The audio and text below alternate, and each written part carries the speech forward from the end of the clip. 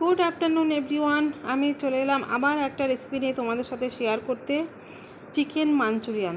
এটা বানাতে লাগছে হচ্ছে চিকেন কিমা, চিলি ফ্লেক্স, আর আদা রসুন পেস্ট, আর পরিমাণ মতো লবণ, আর 2 পিস পাউরুটি। তো সমস্ত উপকরণগুলোকে ভালো করে মিশিয়ে নিয়ে আমি এটাকে ব্লেন্ড করে একটা পেস্ট করে নিয়েছিলাম। তারপর ওই পেস্ট থেকে ছোট ছোট বলের আকারে করে নিয়েছিলাম। দেন ওই বলগুলোকে ভালো করে একটু বয়েল করে নিয়েছিলাম। বয়েল না করলেও চলতো, বাট আমার মনে হলো একটু বয়েল করে নেওয়াই উচিত।